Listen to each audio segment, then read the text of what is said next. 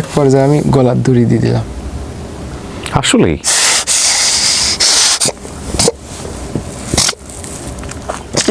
বিসমিল্লাহ।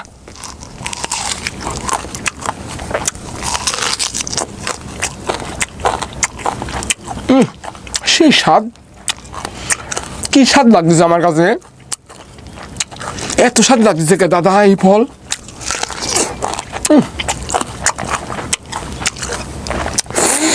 mail.com। ভাই আপনার নামটা বলেন একটু মুখে। আসসালামু আলাইকুম। ওয়ালাইকুম আসসালাম। আপনার নামটা একটু বলেন। মোহাম্মদ মনিরুল ইসলাম। মনিরুল ইসলাম। মনিরুল ইসলামকে তো আসলে মনিরুল ইসলাম নামে অনেকে নাই বা চিনবেন, জি। কিন্তু তাকে চেনা যায় হচ্ছে সেই স্বাদ নামে, রাইট? জি। এবং আমি দেখতাম যে মানুষ খাওয়া দিয়েও ভাইরাল হয়ে যায়, খুব মজা করে খায়। লাস্ট আমি একটা ভিডিও দেখলাম তার, সেটা হচ্ছে, এটা আমাদের এলাকায় বলে ছাইতেনের গোটা, যেগুলো আসলে কেউ খাইতো না। আমি দেখতাম আমরা ওগুলো গাছগুলা বড় হয়ে গেলে কেটে কেটে আমরা লাকড়ি হিসেবে ইউজ করতাম। জি। তো এই ছাতেনের গোটাতে আমরা ছোটবেলায় খেলতাম। আমাদের আঞ্চলিক ভাষায়, বগুড়ার আঞ্চলিক যারা আছেন তারা হয়তো বুঝবে, ছাতেন গাছ অনেক বড় বড় হয় এবং এই গোটাগুলো পড়ে থাকতো। সকালবেলা আমরা এগুলো কুড়াই কুড়াই এসে খেলতাম এবং ওগুলোতে অনেক সময় আমরা গাড়িও বানাতাম, জি, ছোট ছোট ছোটবেলায় গাড়ি বানাতাম এগুলো দিয়ে। তো এই সেটা দেখলাম সেই গোটাটা সে খুব মজা করে খাচ্ছে। তো আমার খুব স্বাদ ছিল, সেই স্বাদ ছিল, কঠিন স্বাদ ছিল। কঠিন স্বাদের লোকটাকে আজকে আমি নিয়ে বসেছি, and this show is for me actually. আমার খুব কোয়েরি ওনার সম্পর্কে জানার জন্য। সো আজকে আমরা গল্প করবো। মনির ভাই, আপনার বয়স কত? 28-29 এরকম। 28-29। জি। জন্ম জেলা? জন্ম নাটোর জেলা। আপনি কি নাটোর থেকে আসছেন? জি। শুরু করেন মনির ভাই, একেবারে শৈশব থেকে আমাকে একটু জানান, কি গল্প আপনার শুনি। খুব ছোট, আমি তো বুদ্ধি হয়েছে আমার নানির কাছে। জি। আমার বাবার বাড়ি থেকে একদম পাতাল কোলে করে নিয়ে আসছিল। আপনার মা? না, নানি। আচ্ছা। নানি নিয়ে আসছিল। আর মা, ওই টাইমে তো আমার তো জ্ঞান বুদ্ধি নাই, মানে আমার তো বুদ্ধি হওয়ার পরে পড়ায় অনেক পরেই আর কি মা বাবার অনেক দ্রুত আমি শুনতে পাই, যখন জ্ঞান বুদ্ধি আমার হয়ে গেছে। বাপ মায়ের মধ্যে সম্পর্ক ভালো ছিল না? না, ভালো ছিল না। আচ্ছা। নানি হচ্ছে মানুষের বাড়িতে খেতা সেলাই করি, তা বাদে ওই যে আগে তো নর্মাল ডেলিভারিটা বেশি ছিল, আমার নানি এই কাজগুলো, দায়ী যেটাকে বলে, হ্যাঁ জি, এই কাজগুলো করে যেটা আর কি খুশি মনে যারা দিত, যা ওটা নিয়ে আমি আর নানি আর কি খাইতাম। আপনাদের পরিবারে আপনি আর আপনার নানি ছিলেন? নানি, আমার মামারা হচ্ছে 4টা, হ্যাঁ, আর আমার মা বোন দিয়ে 3টা, মোট 7 জন পরিবারের। একজন বিয়ে শাদী করে এক জায়গায় সেটেল হয়ে গেছে, ওই স্কুলে ভর্তি করে দিল। যখন একটু বড় হয়ে গেলাম, খুব ওই যে মানুষের বাড়ি খেতা সেলাই করেছে, আমাকে নিয়ে যাইতো, ওই খেতার উপর শুয়াই থাকি, খেতা সেলাই করে সারাদিন। পরে এখন 1 কেজি চাউল হোক আর 1/2 কেজি আটা হোক, 1/2 কেজি আটা হোক, এগুলা নিয়ে আসি, বাড়িতে আসি, রান্নাবান্না করে তারপরে নানি আর আমি একসাথে খাওয়া দাওয়া করে উঠতাম। এরকম করে এই দিন আর কি পার করতে করতে একটু বড় হয়ে গেলাম। বড় হয়ে যাওয়ার পরে আমার 1 থেকে 2 পর্যন্ত, 2-এ আমাকে ভর্তি ফিস ধরেছে 10 টাকা। ওই টাইমে আপনার ওই যে খেসারি, যেটা ওই যে কালাই বলে, ডাল, ওটাকে তো আগে গরু দিয়ে আর কি মলন দিত, মলন দিয়ে সারি এটা বাতাসে কুলা দিয়া ধরি উড়াতে হইতো। এই উড়ানোর সময় আমি যা নানির কাছে জেস ধরেছি যে, নানি আমার ক্লাস 2-এ উঠেছি, আমার 10 টাকা পরীক্ষা ফিস লাগবে, তাড়াতাড়ি দাও। এখন তো নানির তো মাথা নষ্ট হয়ে আছে, সারাদিন কাজ কাম, আমি দুপুরবেলা এসে টাকা চাচ্ছি, আর মাস্টারও তো ওই 10 টাকা পরীক্ষা ফিস না দিলে আমাকে ক্লাস 2-এ ভর্তি করে দিবিলে। সে পরবর্তীতে নানির কাছে সেই রকম জেস ধরেছি, কালার মধ্যে গড়াগড়ি পাচ্ছি, নানি আমাকে 10 টাকা দিয়াই লাগবে, তাছাড়া আমার ভর্তি হওয়া যাবে না, ভর্তি লিবিলা সারে। পরে দিশা মিশা না পায় নানির সেই রকম একটা রাগ উঠলি, কঠিন একটা রাগ উঠলি। আমিও এতটা রাগ আমি দেখিনি নানি। এখন কষ্ট পায় এত রাগ, নাকি না সারাদিন পরিশ্রম করেছে অতটা বুঝি সারি নেই। পরে আচ্ছা তাকে আমাকে মারলি ওই খেসারির ভিতরেই, তো আমাকে এত মারা মারলো। এই বাড়ির পাশে আমার নানির বাড়ির মাত্র 10 ধাপ দিলে একটা গৃহস্থ বাড়ি, পড়ায় ওদের আর কি 350 বিঘা জমি, এরকম একটা গৃহস্থ, আমাদের দেশ গ্রামে যাদের একটু জমি বেশি থাকে তাদের গৃহস্থ বলে। গৃহস্থর মা আমাকে ওই মারা দেখে কোলে পিঠে কইলি চলে আসলাম এই বাড়িতে। হ্যাঁ, তোর নানির কাছ থাকা লাগবি না, তুই হচ্ছে আমার বাড়িতে থাক, তুই লেখাপড়া তুই আমার বাড়ির থেকেই করবি। তাও 1-1.5 বছর ওরির বাড়িতে আমি থাকিছি, খাইছি। নানি খোঁজ খবর নিত না? নানি ওই যে এই বেলা ও বেলা আসতো, দেখে যেত।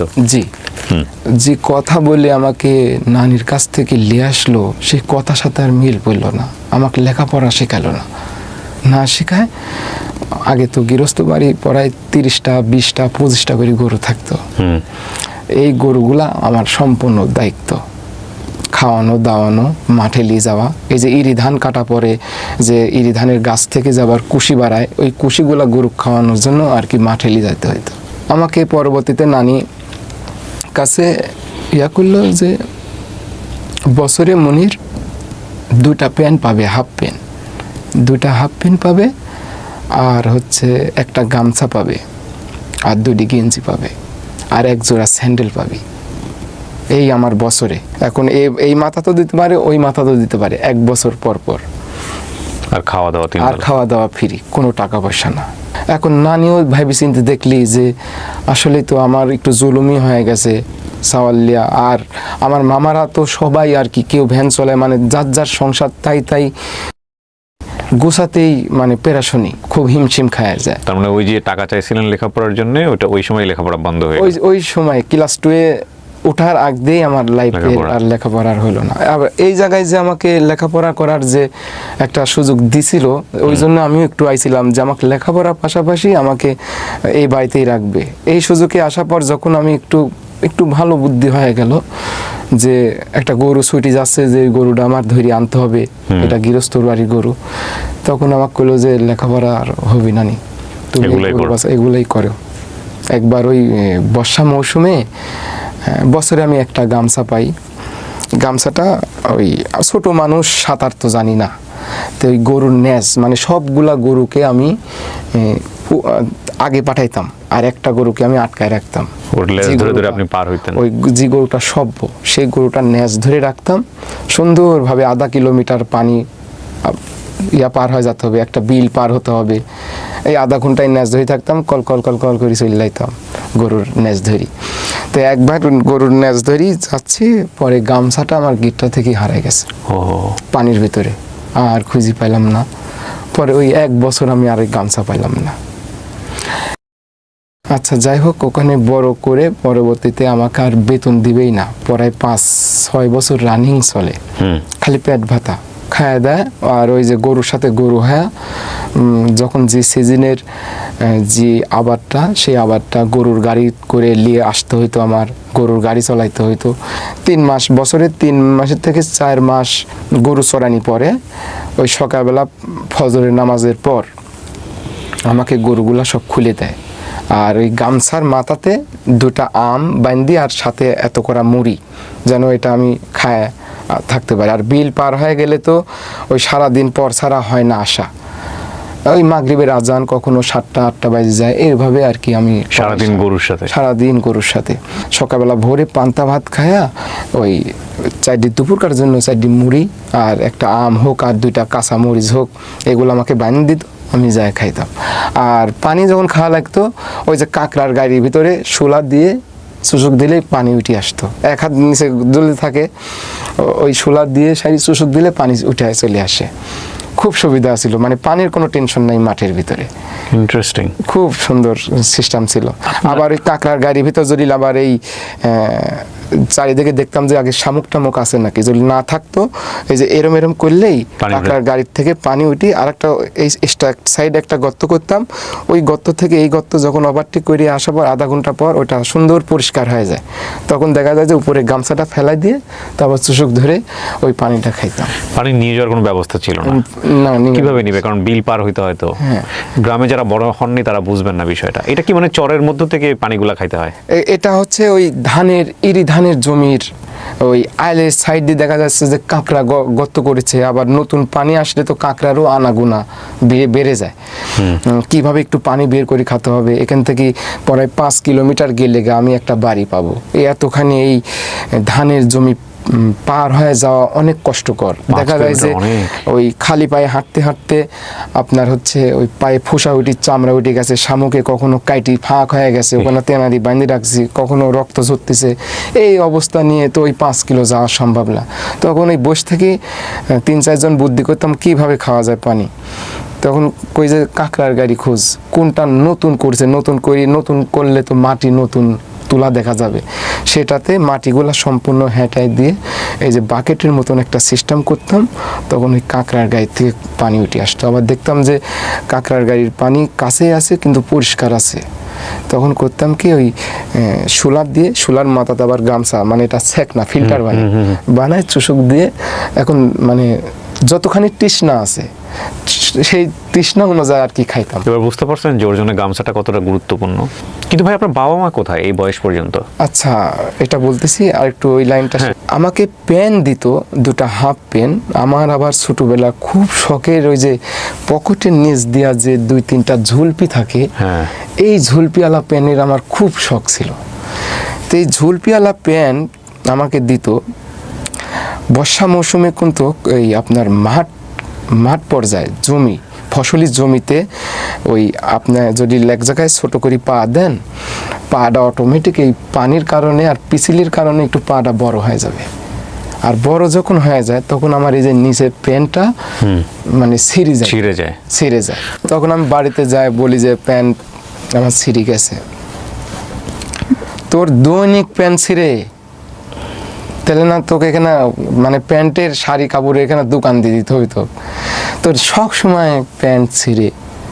আমি ওদের বোঝাতে পারতাম না। আর প্যান্টটা যদ্দ সম্ভব আমাকে আরও কয়েকজন বলতো যে তোকে এই প্যান্ট কিনে দেয় মনে হয় এই গায়ের পোশাক কিছু কাপড় বলে যে নরম কাপড়, ওই কাপড়ের প্যান্ট তো টিকবে না। 1 সপ্তাহ যায় না আমার প্যান্ট 2টা ছিঁড়ে যায়। অনেকেই আবার যারা একটু বড় লোক, প্রভাবশালী, যারা ওই কাজের লোক পায় না, নিজেরা গরু নিয়ে যায় মাঠে। গরু তো অবলা জাত, খাওয়াতেই হবে।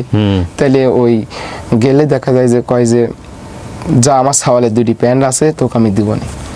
আমার লাইফের অর্ধেক জীবনে আমি মানুষের ব্যবহার করা কাপড়ই পরেছি, ওখানে তো আমাকে ওই মানে যতদিন রাখবে তাও ওই পেট বাঁধাই থাকবে, মানে 1 টাকাও দিবে না। পরবর্তীতে নানি রাগি গেল যে এত কয় বছর হলে আপনার বাড়ি থাকে, খালি পেটে আর ভাতরে কাপড়টাও ওইভাবে দেন না, তাহলে আমার নাতিটাকে ওইভাবে রাখ বলে আপনার কাছে। সম্পর্কে একটা ভাবি, মানে ওই ভাই হচ্ছে সরকারি চাকরি করে। ওই ভাই বলল যে 1000 টাকা মাসে দিবনি, বছরে 1000 টাকা দিবনি।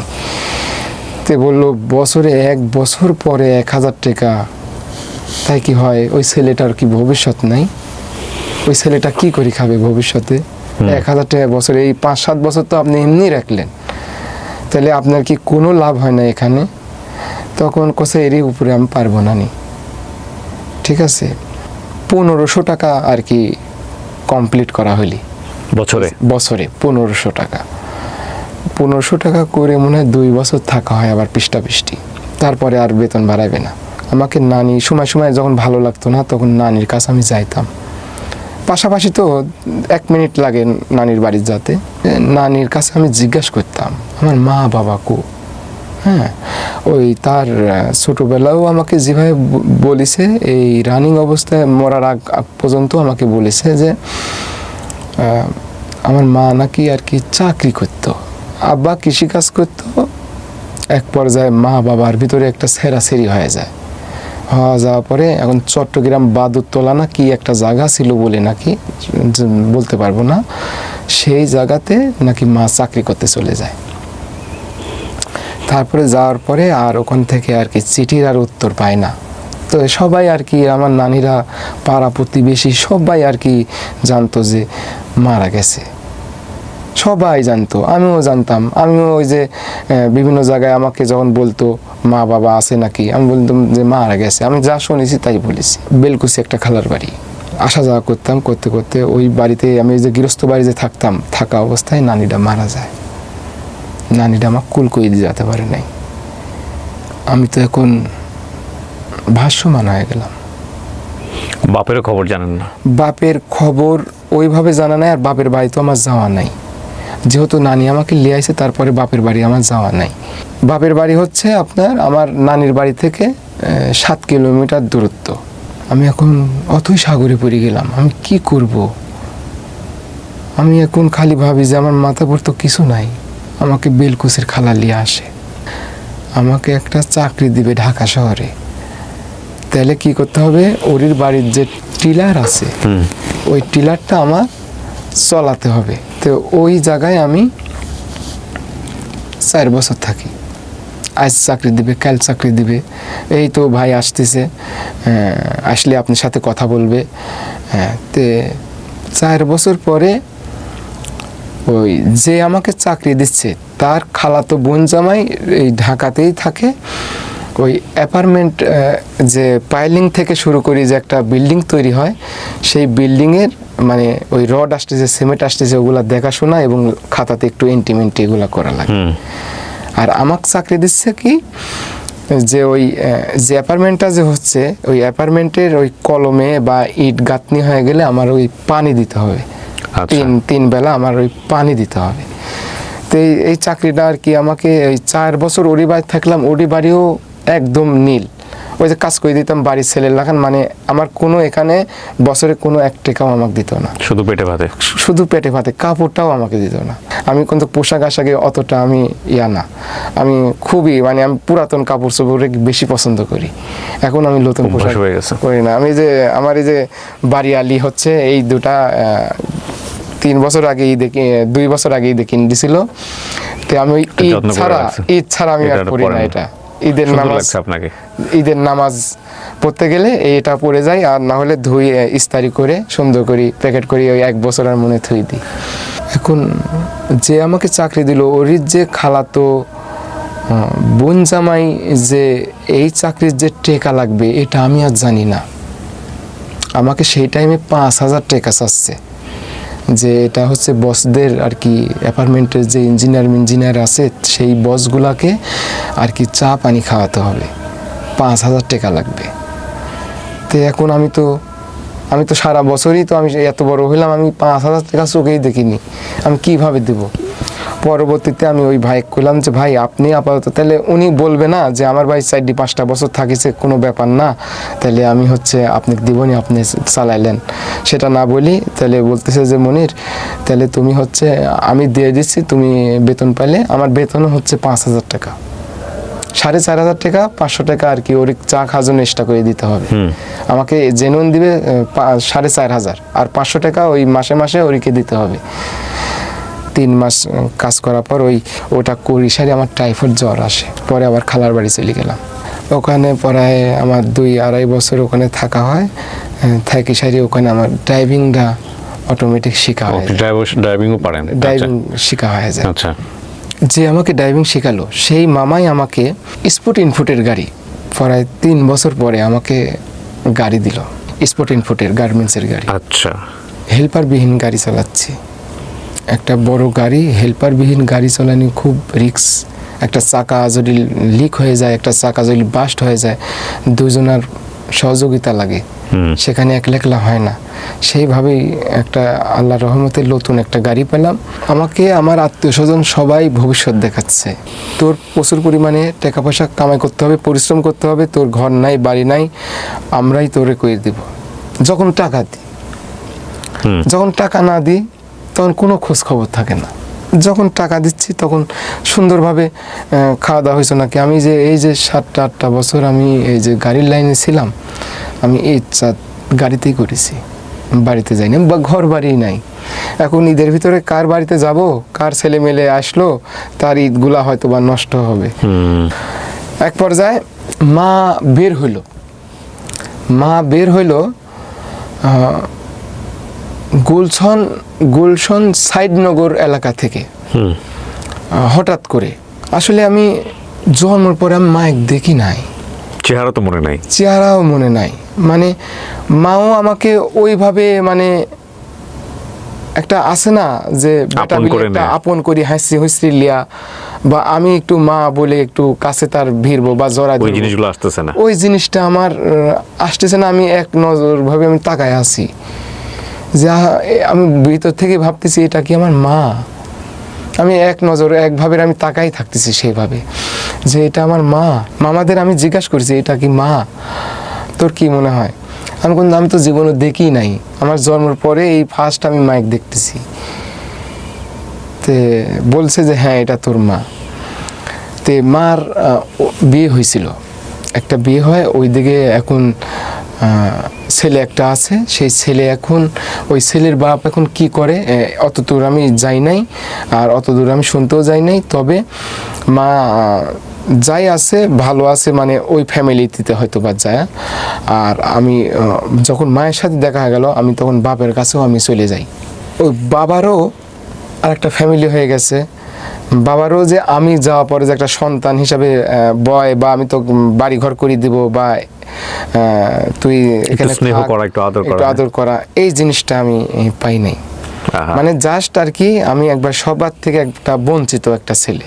এখন মা বাবা যে এই যে বের হইলো, তাহলে এখন আমি কেমনে কই যে আমার মা বাবা সবই আছে, কিন্তু আমাকে পুরো দুনিয়া জানতো বাবা মা মারা গেছে। বাবা মা মারা গেছে।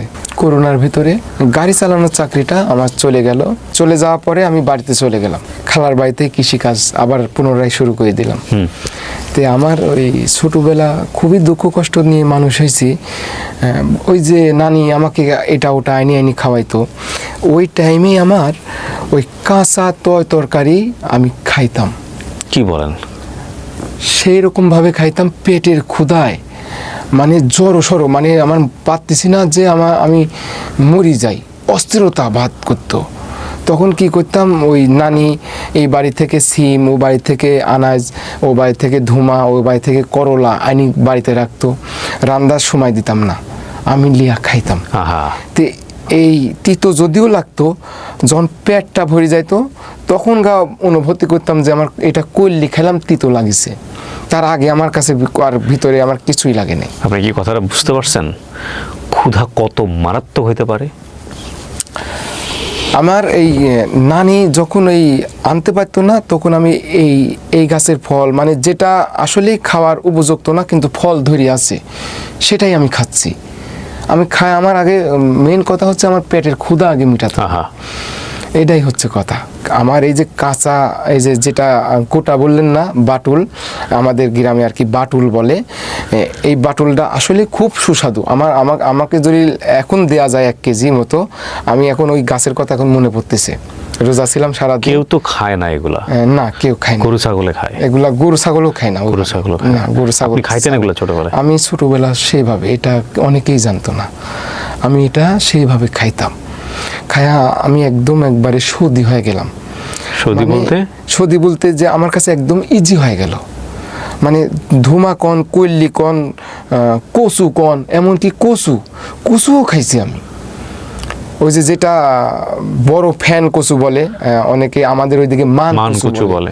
আমি লাস্টে মান কচু খাইছি। মান কচু খায়া, মান কচুটা খায় এই শাকসবজির ভিতরে আমার এই খাদ্য নালীটা আর কি প্রায় 15 দিন আমি ভাত খাইতে পারি নাই। ওই আপনার হচ্ছে সব জায়গায় জিম দিয়ে গেছে, সম্পূর্ণ ছিলে গেছে, ভিতরে ঘা হয়ে গেছে।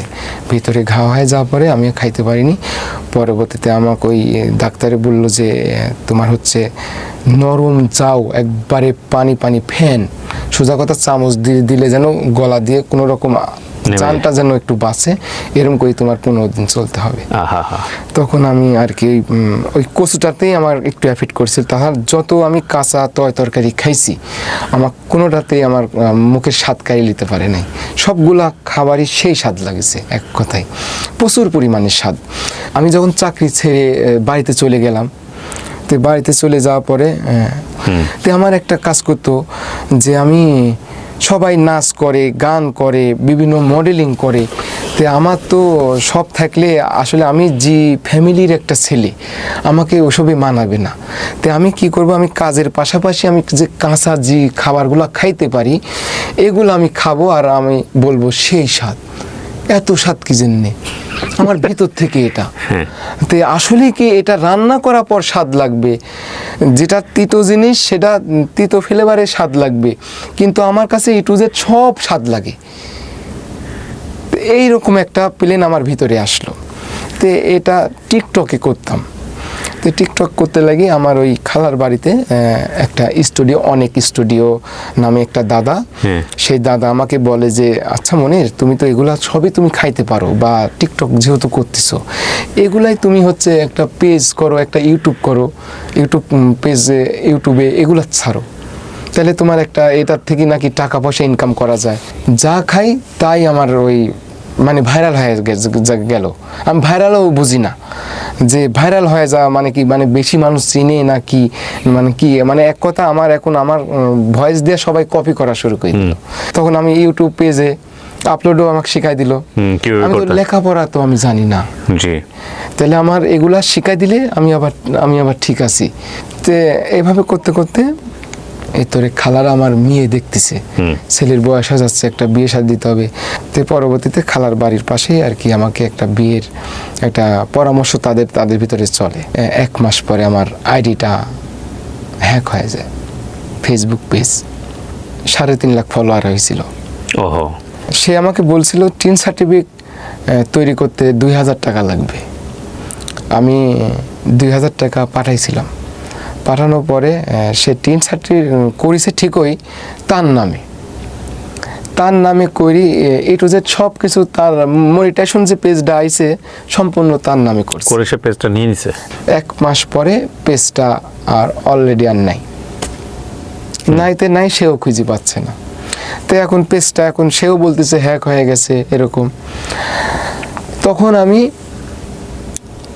একটা ভালো একটা মানে আমি একটা মানে মৃত্যুর একটা দিকে আমি অগ্রসর হতেই আছি। আমি প্রতিটা ধাপে ধাপে মৃত্যু প্রহর গুনতেছি, তার ভিতরে আমি একটা মৃত্যুর একটা ধাপের ভিতরে চলে গেলাম। কিরকম? যে চোখ বুঝি ভাইবি দেখলাম ছোটবেলা থেকে বাপ মার আদর স্নেহ থেকে বঞ্চিত, নানি মানুষ করলো, কচু ঘেঁচু খায়, কাঁচা শাক সবজি খায়া যেমনি হোক মানুষের বাড়িতে থাকি, গরু বাছুর চলায় এই পর্যন্ত আইছি। এই পর্যন্ত আসা পরে যখন একটু আমি অনলাইন জগৎ নিয়ে সব জায়গায় তো আমার হয়ে গেল পরিচিত, তো এখন একটু অনলাইন জগতে আসি সারি আমার আইডিটা হ্যাক হয়ে গেল। এখন আমি মৃত্যুর প্রহর গুনতেছি। মানে আপনার মনে হচ্ছে যে বেঁচে থাকার অর্থটা কি? আমার আর বেঁচে থাকার আর ইচ্ছাটা শেষ। আমি যে ডাল ধরতেছি সেই ডালই ভেঙে যাচ্ছে। চাকরি হারালাম, সবকিছু হারালাম, মানে আমি আসলে মানুষটা আমি একাই হয়ে গেলাম। এরই ভিতরে আমার কোনো ভবিষ্যৎ নাই, কোনো ক্যাশ নাই। এক পর্যায়ে আমি গলার দড়ি দিয়ে দিলাম। আসলেই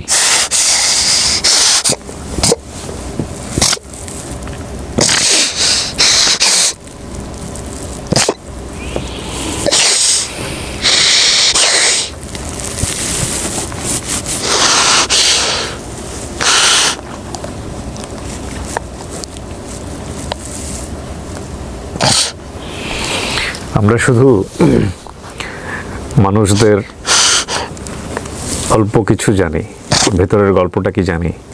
কত মানুষকে হাসিয়েছে এই কাঁচা সবজি খেয়ে, কচু ঘেঁচু খেয়ে, কিন্তু এটার পেছনের স্টোরিটা কি আমরা জানি? যেটা দেখে আমরা অবাক হই, যেটা দেখে আমরা মিলিয়ন মিলিয়ন মানুষকে চিনেছি, সেটার বিহাইন্ড দ্য স্টোরিটা কি আমরা জানি?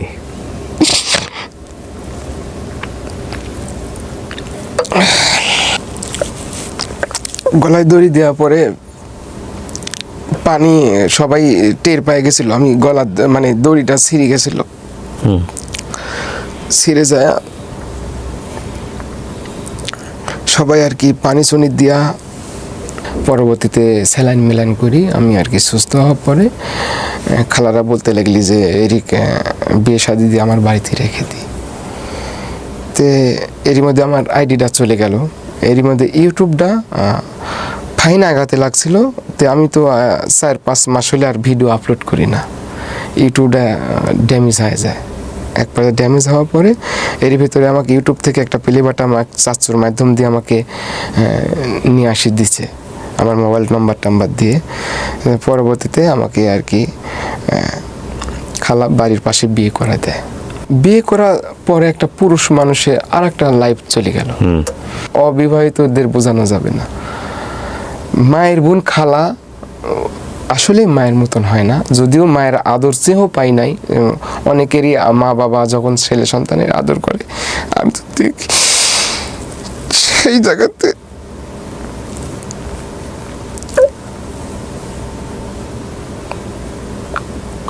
জায়গাতে আমার 3 মাস বিয়ে করার পর 3 মাস আমি থাকতাম। 3 মাস খালার বাড়িতে থাকার পরে আমি এই যে মামাতো ভাই দুবাই ছিল, 2 বছর 2.5 বছর দুবাই ছিল। তাকে আমি সব কথা খুলে কই, তা সে তখন আমাকে বলে যে আমার বাড়িতে একটা সাবলা ঘর তুলো।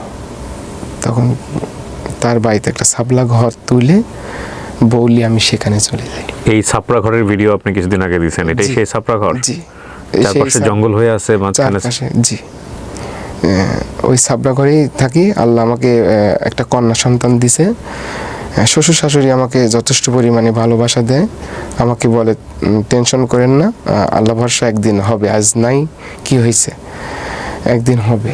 আপনি কি করেন এখন? এখন আমি ওই 1 বিঘি সম্পত্তিতে আমি আবাদ করি। 1 বিঘা জমিটা কি আপনার নিজের? এটা হচ্ছে কটের জমি। না, আপনি ইয়ে করে নিছেন, খাই খালাসি বলে এটা, খাই খালাসি মানে এটা খাই খালাস না, মানে ওই জমিওয়ালাকে আমি টাকা দিচ্ছি, 2 লাখ টাকা দিছি।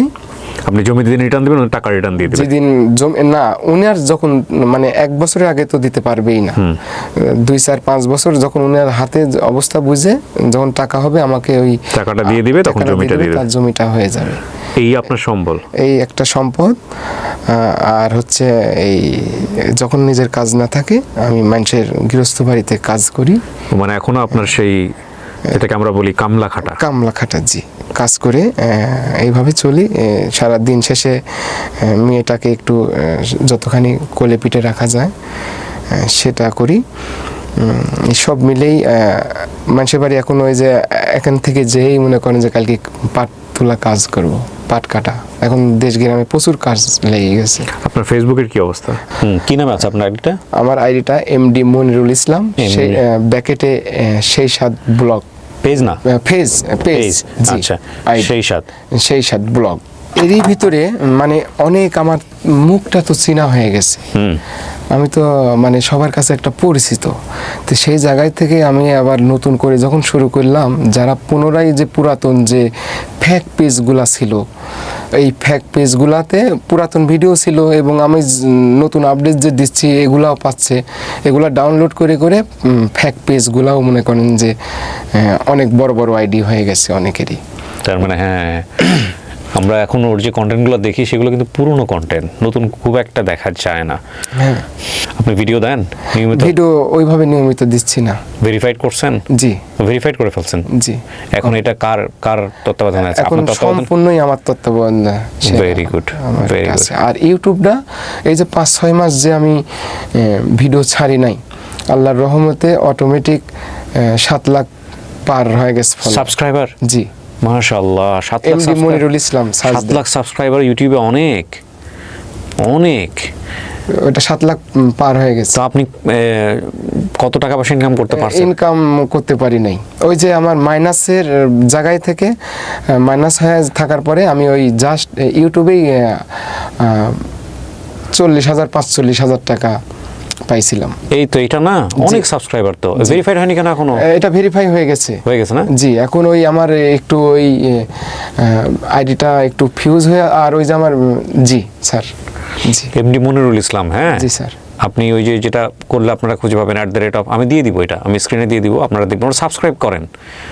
হ্যাঁ, অনেক জিনিস তো আপনারা সাবস্ক্রাইব করেছেন, ওরটা একটু সাবস্ক্রাইব করেন, এমডি মনিরুল 931, ঠিক আছে?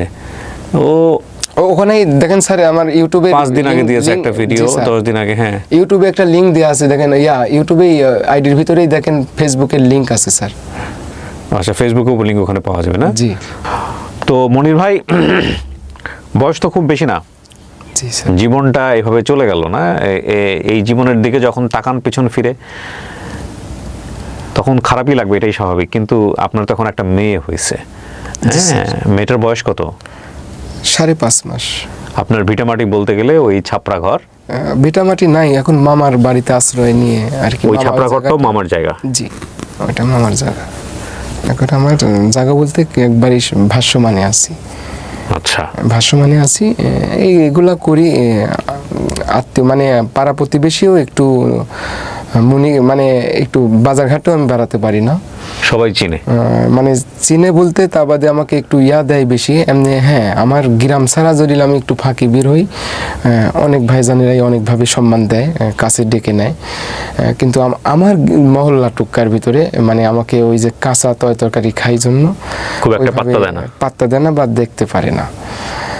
ওই জায়গাতে একটু আমার মন খারাপ লাগে। সেই জায়গাতে আমি কি করি, আমার জরুরি একটা বাজারে না যায়, না আনার মতন না থাকা পড়লে আমি আর বাজারে যাই না।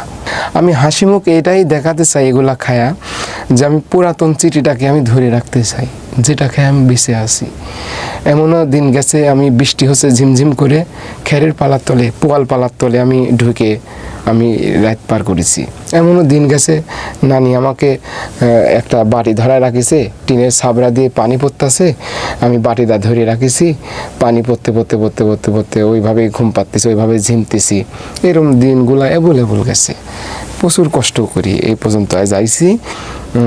একটা জাগে যে আমার মেয়েটাকে যেন আমার মতো না হয়, বাপ মা বিহীন যেন বড় না হতে হয়, কারো যেন লাত্তি উষ্টা খেয়ে যেন বড় না হতে হয়। এই জিনিসটাকে আমি বেশিরভাগ সামনের দিকে ফলো করতেছি। আমার মেয়েটা একটা ভালো একটু লেখাপড়া শেখাবো, ভালো পদ্মাশীল করব।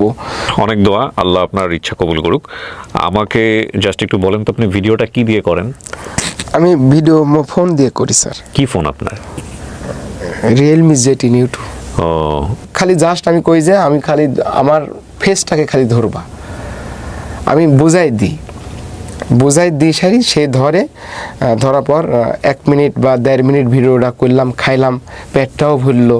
এখন তো আমি বোঝাতে পারতেছি না যে আমার পেটে খিদা, আমি খাইলাম। দেখা যাচ্ছে যে আমি 1 মাস পর 25 কেজি চাউলের বস্তা কিনি। ওটা দেখা যাচ্ছে যে আমি যদি নিজে কামাই করে খাচ্ছি, তো দেখা যাচ্ছে যে আমার আধা কেজি চাউল যদি সারাদিনে 1 পোয়া চাউল যদি কম লাগে আমার সংসারে, তাহলে চাউলটা তো আর একটু দীর্ঘ হইলো, 1.5 মাস চলে গেল। তাহলে দেখা যায় যে আমার পেটটা ভরলে তো আর আমার খাওয়ার টেনশন নাই। তাই আমার খাওয়াটাও হচ্ছে, একটু আনন্দও দিচ্ছি, চাউলটাও কম লাগতেছে, আমার সংসারে একটু খরচটা কম হচ্ছে, তরকারি একটু কম লাগতেছে। আমার গিন্নি যেটুকা রান্না করে সেটুকা খায়, 2 বার খাচ্ছে, 1 বার খায় বেঁচে গেলে আবার খাচ্ছে।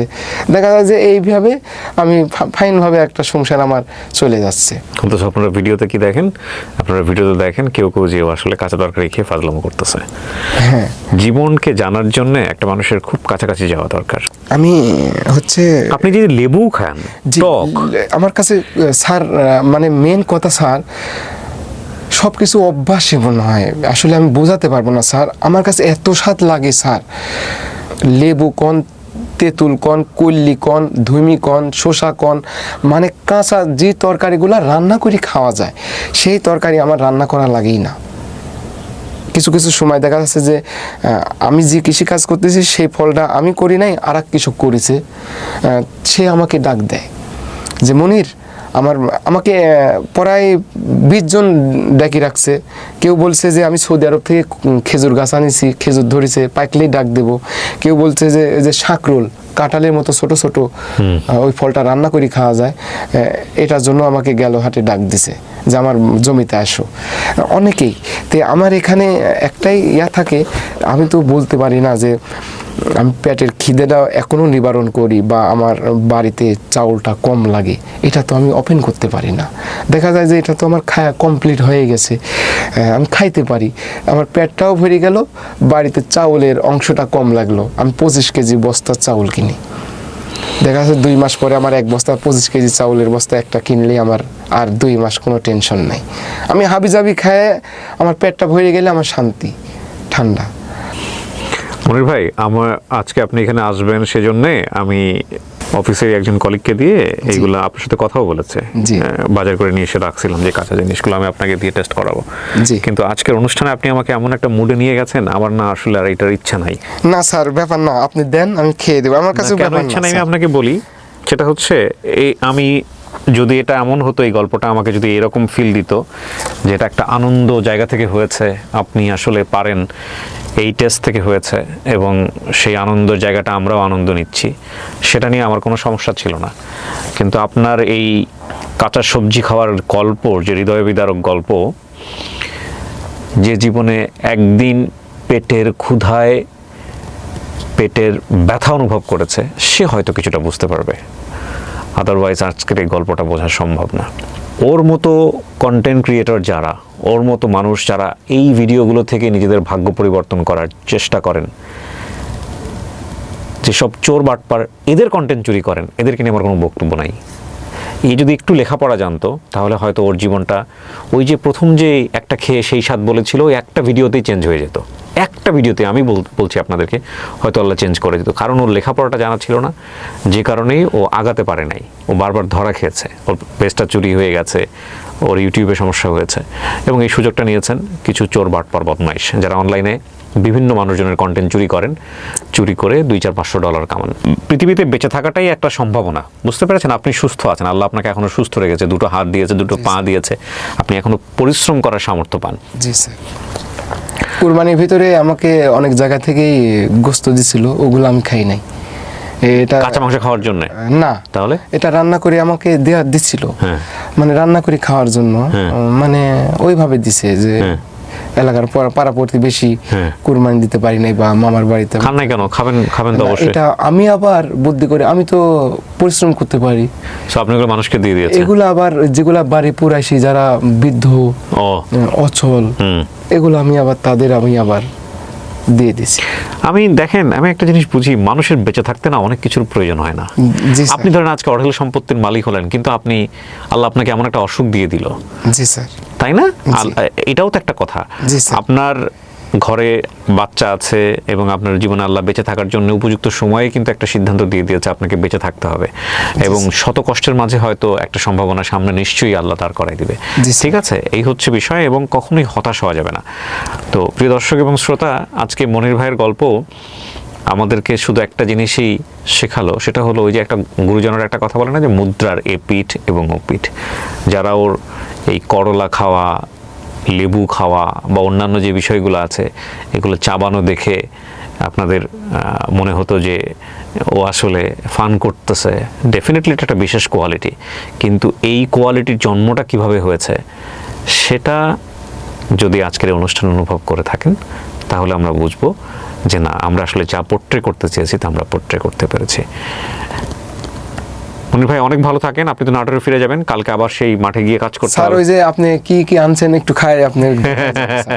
না, আমি যাচ্ছিলাম না। একটু টেলিফোন করেন। হ্যাঁ, না, সমস্যা নেই, আপনাকে আমি ইজিলি একটু খাওয়াই দেখাই দিয়ে যাই স্যার। আমি জানি আপনি পারবেন। করতে হবে না, আমার খাইতে ইচ্ছা হবে না স্যার, আপনি দেখেন আমার খাওয়া। আপনি খুশি মনে দেখাতে চাইলে আমি নিয়ে আসতে পারি, বাট আমার আসলে এমন গল্প, ওই যে জি, এটা হচ্ছে করলা। স্যার আমার খাওয়া আজকে দেখবে। এটি হচ্ছে কল্লি, গ্রামে বলে, শহরে করলা। হ্যাঁ, কল্লি, তিতো, অনেকে উস্তেও বলে। উস্তাও বলে। এটা লেবু, কত লেবু, কয়দিন আগে লেবু খেলাম, কোনো ব্যাপার না আমার কাছে। মরিচ, এটা হচ্ছে কুড়ি কচু। না স্যার, এটা আমার খুব পছন্দের একটা সবজি। আমি কালকে রাতে কুড়ি কচি ভর্তা দিয়েই আর কি আমি সেই কুড়ি কচু ভর্তা টর্তা এগুলো খুব ভালো লাগে আমার কাছে। কুড়ি কচু খুব পছন্দের, খুব ভালো লাগে। স্যার, শুরু করি তাহলে। জি বিসমিল্লাহ। জি স্যার, বিসমিল্লাহ বিসমিল্লাহ।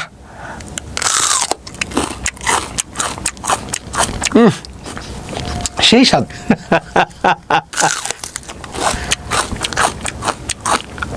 কি সুন্দর স্বাদ লাগছে, এত স্বাদ কে।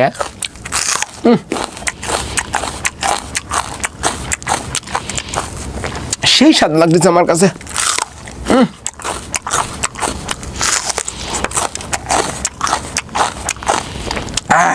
কি সুন্দর স্বাদ লাগতেছে আমার কাছে, এত স্বাদ লাগতেছে কে দাদা।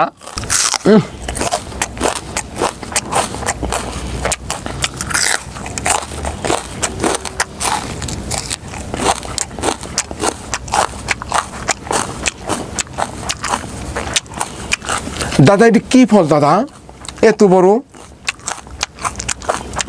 বিসমিল্লাহ।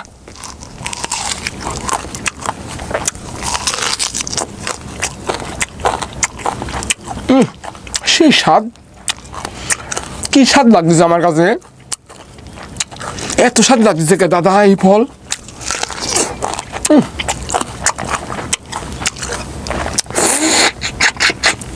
কি সুন্দর স্বাদ লাগছে। আমার এই বেশি ফল লাগতো না, কাঁচা 4-5টা ফল খেলে আর আমার সারাদিন কোনো টেনশন নাই।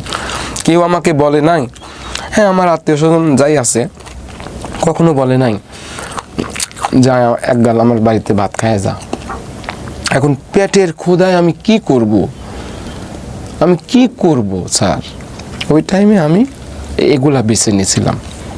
স্যার আমার তো ইফতার করার পরে ফল ফুল দিয়ে ইফতার করাইছেন, পেট ভরে গেছে, এগুলি খায় একবারে পেট ভরে গেল, আর কিছু খাওয়া লাগবে না স্যার। যখন রেকর্ডটা হয়েছে ও আসলে আপনারা জানেন হয়তো পবিত্র আশুরার যে নফল রোজা, সেই রোজা রাখছে, 10ই মুহররমের যে রোজা।